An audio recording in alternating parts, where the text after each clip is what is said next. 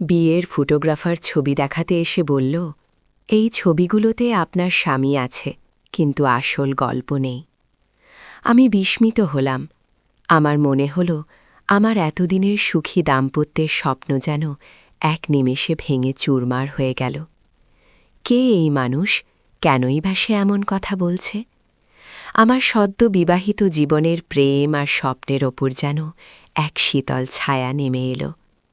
এই কথাগুলো আমার কানে এক অদ্ভুত অনুরণন সৃষ্টি করল, যা আমাকে এক গভীর অস্থিরতার মধ্যে ঠেলে দিল। নমস্কার বন্ধুরা, কেমন আছেন সবাই? আশা করি ভালোই আছেন। আমি পূজা, আর আপনাদের প্রিয় পূজা ব্লগ চ্যানেলে আপনাদের সবাইকে জানাই সাদর আমন্ত্রণ। আজ আমি আপনাদের জন্য নিয়ে এসেছি এক অসাধারণ প্রেম আর রহস্যে ঘেরা গল্প। গল্পটি শোনার সময় হেডফোন ব্যবহার করলে এক অন্যরকম অনুভূতি পাবেন। আর হ্যাঁ, গল্পটি ভালো লাগলে চ্যানেলটি সাবস্ক্রাইব করতে ভুলবেন না যেন। তাহলে চলুন শুরু করা যাক আজকের গল্প। সাদিয়া আর আরিফের বিয়েটা হয়েছিল অনেকটা রূপকথার গল্পের মতো। সাজানো গোছানো ঝলমলে এক সন্ধ্যা। ঢাকা শহরের এক অভিজাত কমিউনিটি সেন্টারে বসেছিল তাদের বিয়ের আসর। আরিফ ছিল সফল একজন স্থপতি, সুদর্শন, বুদ্ধিমান আর দারুণ রোমান্টিক।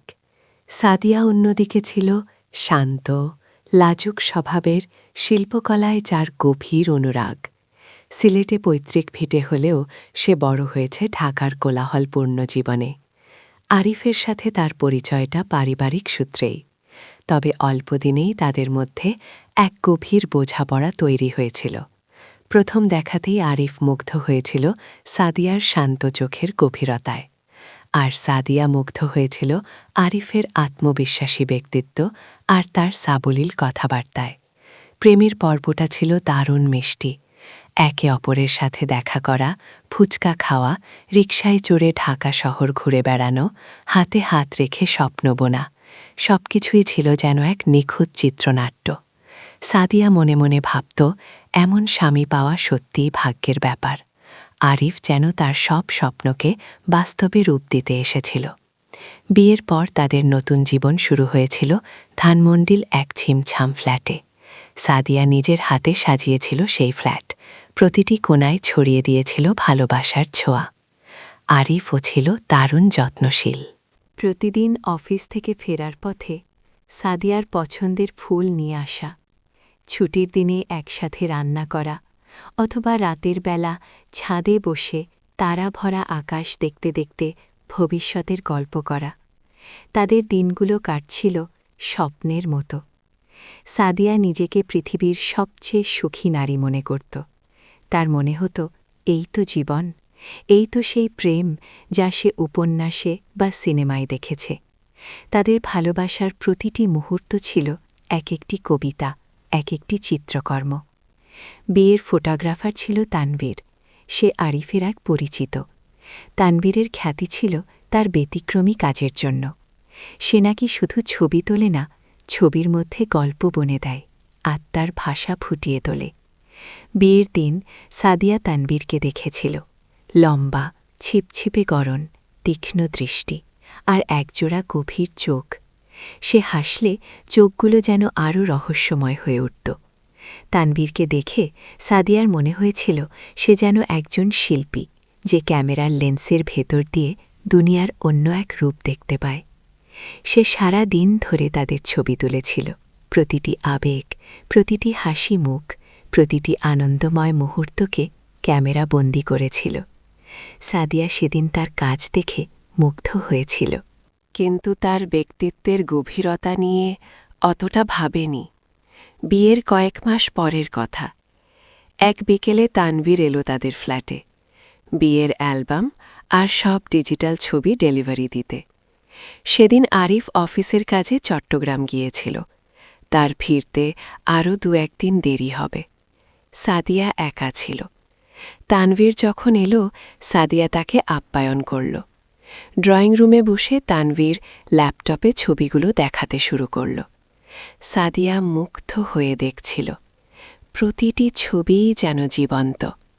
তাদের হাসি মুখ, বাবা মায়ের আনন্দাশ্রু, বন্ধুদের খুনসুটি সব কিছুই নিখুঁতভাবে ধরা পড়েছে ক্যামেরায়। ছবি দেখতে দেখতে সাদিয়ার মুখে এক অনাবিল হাসি ফুটে উঠল। সে বলল, তানভীর ভাই, আপনি সত্যি অসাধারণ কাজ করেছেন। ছবিগুলো এত সুন্দর হয়েছে যে কি বলবো, মনে হচ্ছে যেন আবার সেই দিনটাই ফিরে গেছি। তানভীর সাদিয়ার দিকে তাকালো। তার চোখে সেই একই গভীরতা যা সাদিয়া বিয়ের দিন দেখেছিল। সে মৃদু হেসে বলল, ধন্যবাদ ম্যাডাম, ছবিগুলো তো আপনাদের গল্পের এক ঝলক মাত্র। সাদিয়া একটু অবাক হল। মানে? তানভীর ল্যাপটপ বন্ধ করে সাদিয়ার দিকে ঘুরে বসল। তার কণ্ঠস্বরে এক অদ্ভুত শান্ত দৃঢ়তা ছিল। সে বলল, ম্যাডাম, ছবিগুলো দেখুন। আপনার আরিফ সাহেবের বিয়ের সুন্দর মুহূর্তগুলো এখানে আছে, হাসি, আনন্দ সব আছে, কিন্তু আসল গল্পটা যেন অনুপস্থিত। সাদিয়া বিস্ময় হতবাক হয়ে গেল। আসল গল্প নেই? আপনি কি বলছেন তানভীর ভাই? এগুলোই তো আমাদের জীবনের সবচেয়ে সুন্দর মুহূর্ত। তানভীর মাথা নাড়ল। হ্যাঁ, সুন্দর মুহূর্ত, কিন্তু গভীরতা যে, গল্পটা শুধু চোখের কোণে লুকিয়ে থাকে, যে আবেগটা হাসির আড়ালে চাপা পড়ে যায়, সেসব কথায়। সে এক মুহূর্ত চুপ করে সাদিয়ার চোখের দিকে তাকাল। তারপর বলল, সেই কথাগুলো যা সাদিয়ার জীবনের মোড় ঘুরিয়ে দেবে। এই ছবিগুলোতে আপনার স্বামী আছে, কিন্তু আসল গল্প নেই। আমি বিস্মিত হলাম। সে বলল, কারণ আসল গল্প তখন শুরু হবে যখন আমি শ্যুট করব, আপনাকে, শুধু আপনাকে, বিছানার সিটের উপর। সাদিয়ার শরীর যেন হিম হয়ে গেল। সে এমন একটা কথা শোনার জন্য প্রস্তুত ছিল না। তার গাল দুটোর আগে লাল হয়ে উঠল। সে দ্রুত উঠে দাঁড়াল। তার কণ্ঠস্বরে ক্রোধ আর অপমানের সুর। তানভীর ভাই, আপনি কি বলছেন এসব? এটা কেমন কথা? আপনি একজন পেশাদার ফটোগ্রাফার হয়ে এমন অশালীন প্রস্তাব দিচ্ছেন? তানভীরের মুখে কোনো পরিবর্তন এলো না। সে শান্তভাবে সাদিয়ার দিকে তাকিয়ে রইল। অশালীন? ম্যাডাম, আপনি ভুল বুঝছেন। একজন শিল্পী হিসেবে আমি যা দেখি, হয়তো অন্য কেউ তা দেখতে পায় না। আপনার চোখের গভীরে আমি এক অজানা শূন্যতা দেখেছি, এক অভুক্ত বেদনা। আপনার হাসিটা সুন্দর, কিন্তু তার আড়ালে যেন কিছু একটা চাপা পড়ে আছে। আপনার বিয়ের দিন আমি আপনার মধ্যে এক অদ্ভুত বিষণ্ণতা লক্ষ্য করেছিলাম, যা আপনার বাইরের আনন্দের সাথে ঠিক মিল ছিল না। আপনি আরিফ সাহেবকে ভালোবাসেন, তাতে কোনো সন্দেহ নেই, কিন্তু আপনার আত্মাকে কি কেউ দেখেছে? আপনার ভেতরের মানুষটাকে কি কেউ চিনেছে? সাদিয়া স্তব্ধ হয়ে গেল। তার রাগ ধীরে ধীরে ফিকে হয়ে এক গভীর অস্বস্তিতে পরিণত হল। তানভীর যা বলছিল তা কি সত্যি? তার ভেতরের বিষণ্ণতা কি এতই স্পষ্ট ছিল যে একজন অচেনা মানুষও তা দেখতে পাচ্ছিল? তানভীর আরও বলল, বিছানার সিটের ওপর আমি আপনাকে শ্যুট করার কথা বলেছি। তার মানে এই নয় যে আমি কোনো অশ্লীল ছবি তোলার কথা বলছি। এর মানে হল, আপনার সবচেয়ে ব্যক্তিগত, সবচেয়ে অরক্ষিত মুহূর্তে আমি আপনার আত্মাকে ক্যামেরাবন্দি করতে চাই। যখন আপনি সব মুখোশ খুলে ফেলবেন, সব সামাজিক প্রত্যাশার ভার ছেড়ে ফেলবেন, সেই মুহূর্তে আপনার ভেতরের আসল গল্পটা বেরিয়ে আসবে। সেই গল্পটা আপনার স্বামীও হয়তো এখনও জানেন না, কারণ তিনি হয়তো শুধু আপনার বাইরের সৌন্দর্যটাই দেখেছেন, আপনার ভেতরের মানুষটাকে দেখেননি। সাদিয়ার শরীর কাঁপছিল। তার ভেতরের এক লুকানো সত্য যেন হঠাৎ করেই উন্মোচিত হয়ে যাচ্ছিল। সে মনে মনে আরিফকে ভালোবাসে, তাতে কোনো সন্দেহ নেই, কিন্তু তানভীর যে শূন্যতার কথা বলছিল, সেই শূন্যতা কি সত্যিই তার ভেতরে ছিল? সে কি সত্যিই একাকী বোধ করত মাঝে মাঝে আরিফের এত ভালোবাসার পরেও? আরিফ সব দিক দিয়ে নিখোঁজ ছিল, কিন্তু কোথাও যেন একটা অদৃশ্য দেয়াল ছিল তাদের মাঝে, যা সাদিয়া নিজেও ধরতে পারছিল না। আরিফ সব সময় কাজে ব্যস্ত থাকত। তার ফোন কল, মিটিং, নতুন প্রজেক্ট সব কিছুতেই সে ডুবে থাকত। সাদিয়া যখন তার সাথে নিজের অনুভূতিগুলো শেয়ার করতে চাইত, আরিফ মনোযোগ দিয়ে শুনত ঠিকই, কিন্তু তার চোখে সেই গভীরতা থাকত না, সেই বোঝাপড়া থাকত না যা সাদিয়া চাইত। সে হয়তো বলতো, আহ সাদিয়া, তুমি এত বেশি ভাবো কেন? আমরা তো সুখে আছি। তানভীর সেদিন চলে গেল, কিন্তু তার কথাগুলো সাদিয়ার মনে গেঁথে গেল। সে রাতে সাদিয়ার ঘুম হল না। সে বিছানায় ছটফট করছিল। বিয়ের অ্যালবামটা আবার খুলে দেখল। প্রতিটি ছবিতে সে হাসছে, আরিফের পাশে দাঁড়িয়ে আছে, সুখী দেখাচ্ছে তাকে। কিন্তু তানভীরের কথাগুলো মনে পড়তেই তার চোখে যেন অন্য এক আলোয় সব ধরা পড়ছিল। তার নিজের হাসিতে কি সত্যিই এক অজানা বিষণ্ণতা ছিল? আরিফের চোখে কি সত্যিই সেই গভীরতা ছিল না যা সে চেয়েছিল? পরের কয়েকটা দিন সাদিয়ার কাটল এক গভীর অস্থিরতার মধ্যে। সে আরিফকে আরও নিবিড়ভাবে পর্যবেক্ষণ করতে শুরু করল। আরিফ অফিসে যেত, রাতে ফিরত, সাদিয়ার সাথে গল্প করত, খুনসুটি করত। কিন্তু সাদিয়ার মনে হতে লাগল আরিফের ভালোবাসাটা যেন একটা ছকের মধ্যে বাঁধা। সে যেন তার দায়িত্ব পালন করছে, কিন্তু সেই ভালোবাসায় তার আত্মার কোনো স্পর্শ নেই। আরিফ যখন তার কর্মজীবনের কথা বলত, সাদিয়ার মনে হতো সে যেন এক অন্য জগতে বাস করছে, যেখানে সাদিয়ার প্রবেশাধিকার নেই। সে যখন আরিফের হাত ধরে তার অনুভূতিগুলো বোঝাতে চাইত, আরিফ হয়তো আলতো করে তার কপালে চুমু খেয়ে বলত, আহ সাদিয়া, কি যে বলিস তুই, আমি তো তোকে পাগলের মতো ভালোবাসি, আর কি চাস? সাদিয়া চাইত আরও কিছু। সে চাইত আরিফ তার চোখের ভাষা বুঝুক, তার নীরবতার অর্থ খুঁজে নিক। সে চাইত আরিফ তার ভেতরের ভয়, তার স্বপ্ন, তার লুকানো ব্যথাগুলো দেখুক।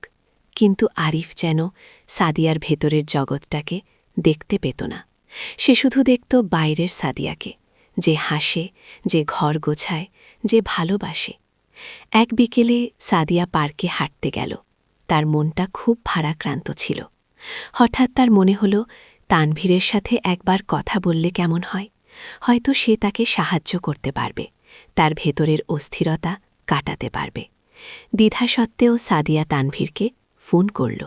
তানভীর ফোন ধরতেই সাদিয়া ইতস্তত করে বলল, তানভীর ভাই, আমি সাদিয়া। কিছু ছবি প্রিন্ট করার কথা ছিল, সেগুলো নিয়ে একটু কথা বলতে চাইছিলাম। তানভীর শান্ত স্বরে বলল, ও হ্যাঁ, বলুন ম্যাডাম। সাদিয়া আর নিজেকে ধরে রাখতে পারল না। তার ভেতরের জমানো কথাগুলো বেরিয়ে আসতে চাইল। তানভীর ভাই, আপনি সেদিন যা বলেছিলেন তা আমার মনে খুব দাগ কেটেছে।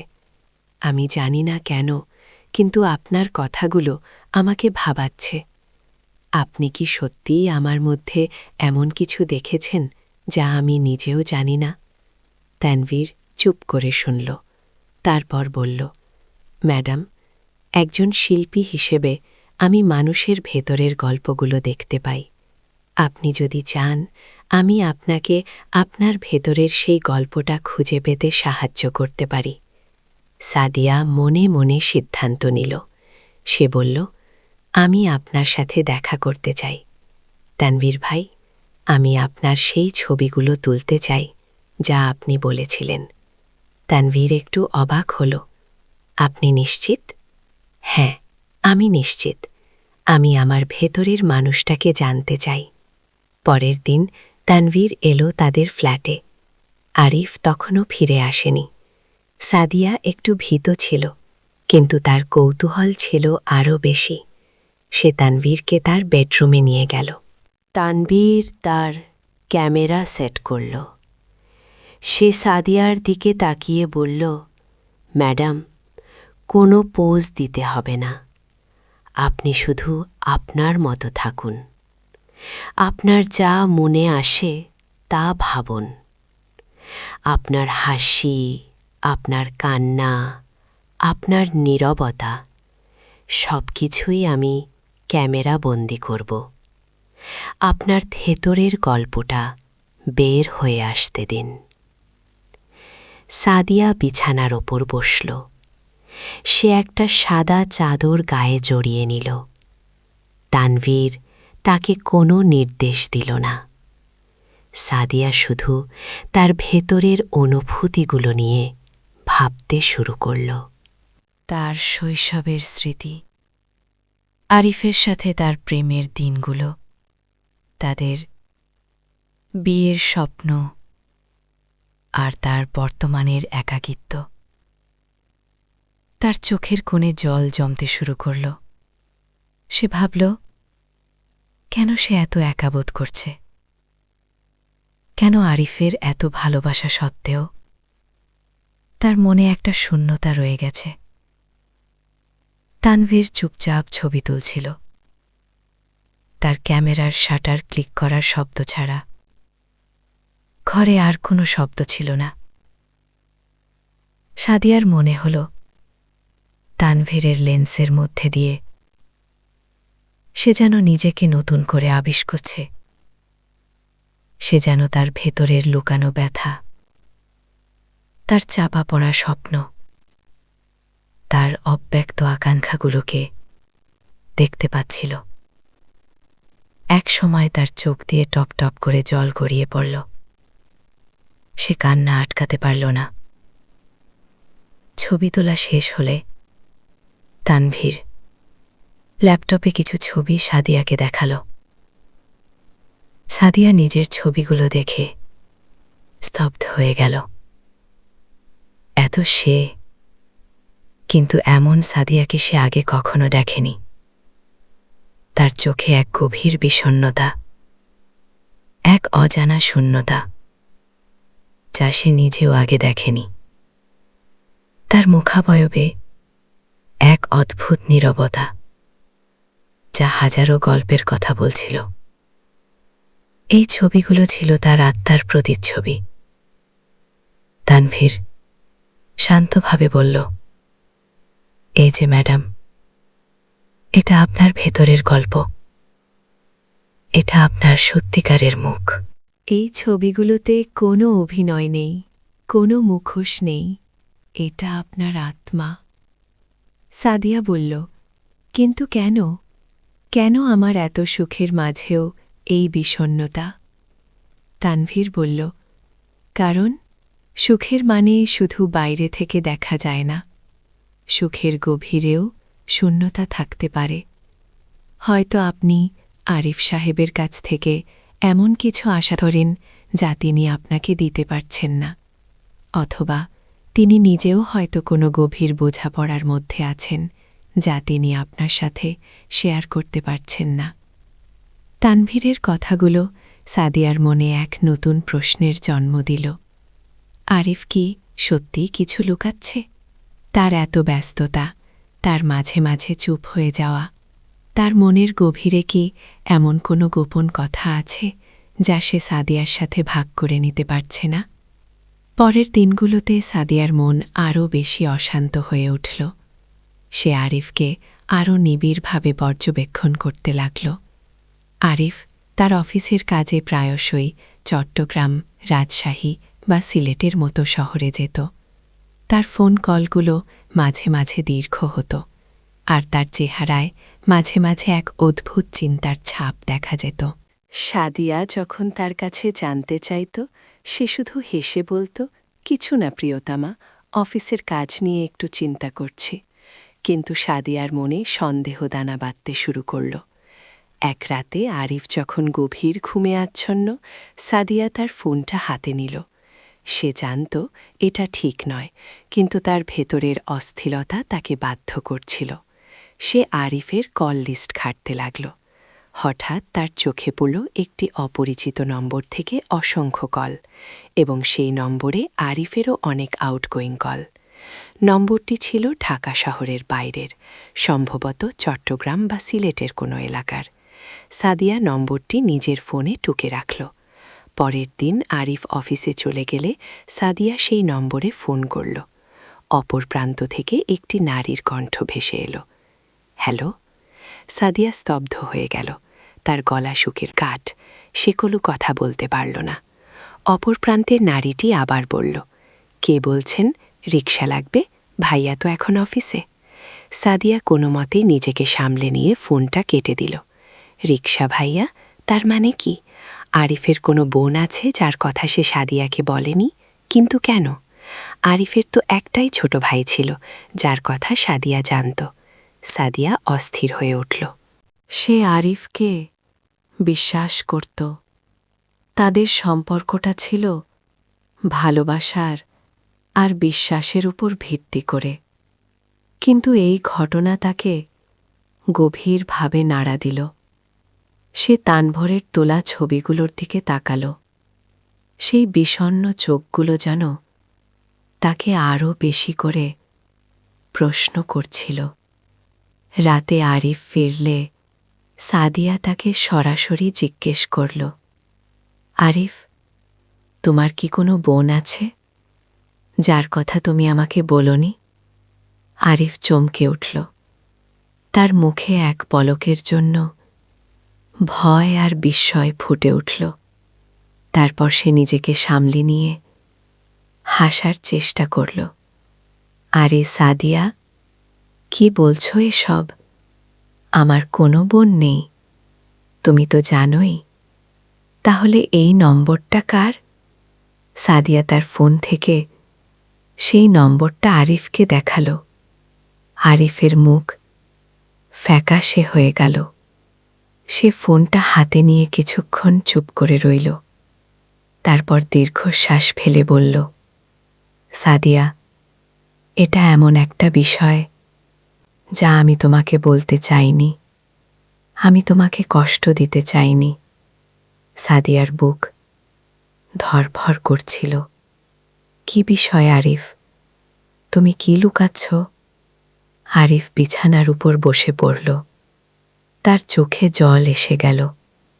সাদিয়া, আমার একটা অতীত আছে যা আমি তোমাকে বলতে সাহস পাইনি। আমার আগে একবার বিয়ে হয়েছিল। সাদিয়ার মাথায় যেন আকাশ ভেঙে পড়ল। কি বলছো তুমি? তোমার বিয়ে হয়েছিল আর তুমি আমাকে বলনি? আরিফ বলল, হ্যাঁ, হয়েছিল। তার নাম ছিল রিমঝিম। আমরা ভালোবেসে বিয়ে করেছিলাম, কিন্তু বিয়ের 1 বছরের মধ্যেই সে এক সড়ক দুর্ঘটনায় মারা যায়। আমি তাকে খুব ভালোবাসতাম সাদিয়া। তার মৃত্যুর পর আমি ভেঙে পড়েছিলাম।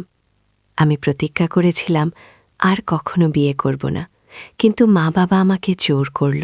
যখন তোমার সাথে দেখা হলো, আমি তোমাকে ভালোবেসে ফেললাম, কিন্তু আমার অতীতটা ছিল এক গভীর ক্ষত। আমি তোমাকে হারানোর ভয়ে, তোমার কষ্ট হবে ভেবে কিছু বলতে পারিনি। তাহলে এই নম্বরটা কার? সাদিয়া তখনও হতবম্ব। আরিফ বলল, রিমঝিমের ছোট বোন লিজা। রিমঝিমের মৃত্যুর পর লিজা আমাকে ভাইয়ার মতো দেখত। সে আমাকে তার সব সমস্যার কথা বলত। আমি তাকে রিমঝিমের স্মৃতি ভেবে সাহায্য করতাম।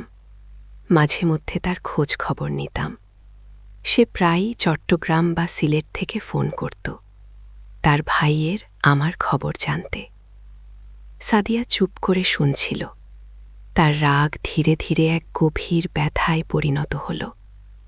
সে আরিফকে ভালোবাসে, কিন্তু আরিফ তাকে বিশ্বাস করেনি। সে তাকে তার জীবনের এত বড় একটা সত্য থেকে বঞ্চিত করেছে। সাদিয়ার চোখে জল এসে গেল। তুমি আমাকে বিশ্বাস করনি আরিফ। তুমি আমার কাছ থেকে এত বড় একটা সত্য লুকিয়ে রেখেছিলে। আরিফ সাদিয়ার হাত ধরল। বিশ্বাস করো সাদিয়া, আমি তোমাকে কষ্ট দিতে চাইনি। আমি ভয় পেয়েছিলাম। আমি ভেবেছিলাম তুমি আমাকে ছেড়ে চলে যাবে। সাদিয়া নিজেকে আরিফের কাছ থেকে সরিয়ে নিল। তুমি আমাকে অবিশ্বাস করেছ আরিফ। আমাদের সম্পর্কের ভিত্তিটা ছিল বিশ্বাস। তুমি সেটা ভেঙে দিয়েছ।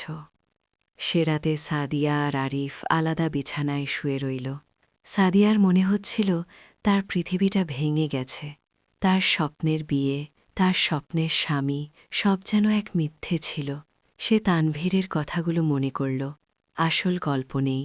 আসল গল্প তখন শুধু হবে যখন আমি শ্যুট করব আপনাকে, শুধু আপনাকে বিছানার সিটের ওপর। তানভীর ঠিকই বলেছিল। তার ভেতরের শূন্যতাটা আরিফের এই গভীর অতীত থেকেই এসেছিল। আরিফ তাকে ভালোবাসত ঠিকই, কিন্তু সে তার পুরোটা দিতে পারেনি, কারণ তার হৃদয় ছিল এই গভীর ক্ষত দ্বারা জর্জরিত। পরের দিন আরিফ অফিসে গেল না।